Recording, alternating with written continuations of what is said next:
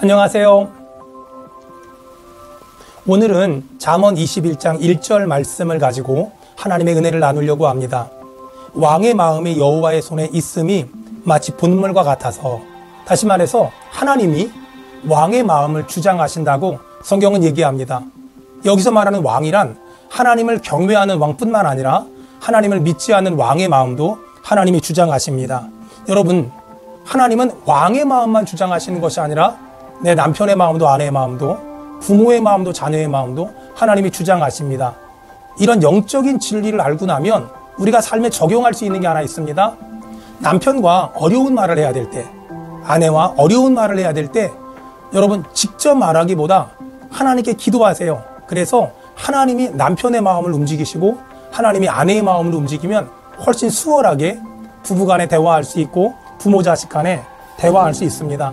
저는 우리 교회 청년들에게 결혼하기 전에 결혼 예비학교를 하는데 그때 항상 하는 말이 있습니다.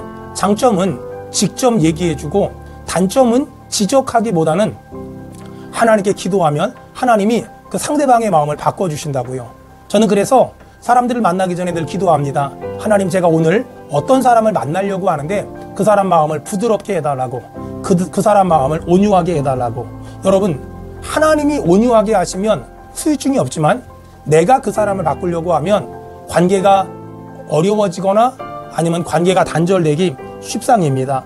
대부분의 사춘기 자녀를 키우는 부모님들의 걱정이, 사춘기가 오기 전에는 부모님이 말하면 네 라고 말하던 아이들이 사춘기가 오면 왜? 라고 질문하기 때문에 굉장히 힘들어합니다.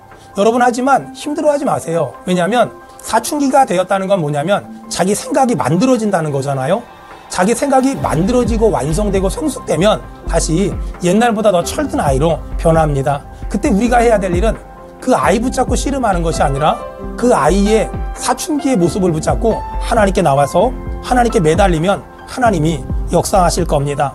여러분, 신앙생활하는 걸 어렵게 생각하지 말고요. 그냥 하나님이 감동 주시면 이것저것 따지거나 계산하지 않고 순종한다, 이런 마음으로 신앙생활 해보세요. 하나님이 오른쪽으로 가라, 아멘. 하나님이 왼쪽으로 가라, 아멘 해보세요. 그러면 그곳에 여호와 일의 은혜가 있고 그곳에 쉴만한 물과 푸른 초장이 있습니다. 전 지난 23년을 그런 마음으로 늘 목회했습니다. 지금의 저희 교회의 모습은 제가 어떤 큰 그림을 가지고서 여기까지 온 것이 아니라 하루하루 매 순간순간 하나님이 감동 주시면 순종하고 하나님이 감동 주시면 순종했습니다. 그러다 보니 여기까지 올 수 있었습니다. 사랑하는 여러분, 여러분이 계획을 세우고 여러분이 큰 그림을 그리기보다 하나님이 이끌어가는 대로 끌려가 보세요. 그러다 보면 하나님의 놀라운 은혜를 경험할 것이고 하나님의 놀라운 축복을 경험하게 될 겁니다. 제가 선교지 있을 때 어떤 분이 저한테 물어보더라고요. 선교지 몇 년이나 있었어요? 네, 몇 년 있었습니다. 여기서 어떤 사역했어요? 저는 그분한테 이런 말 했습니다. 저는 선교지에서 어떤 사역을 하려고 선교지를 간 것이 아니라 하나님이 가라고 해서 순종하는 마음으로 왔다고. 저는 지금도 마찬가지입니다. 사람들이 저에게 묻습니다. 목사님, 목회 철학이 뭐예요? 저 그런 거 잘 모릅니다. 제가 알고 있는 건 하나님이 말씀하시면 순종하겠습니다. 이것이 제가 가지고 있는 목회 철학입니다. 다시 말해서 순종이 제가 가지고 있는 목회 철학입니다. 저 어릴 적에 장난 많이 쳤거든요. 우리 엄마한테 많이 혼났어요.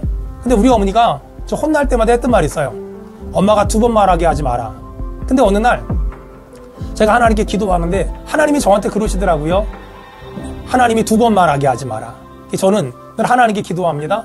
하나님이 한 번만 말하면 알아듣는 목사이고 싶습니다. 여러분도 하나님이 한 번만 말하면 순종하는 여러분 순종의 사람 되길 바랍니다.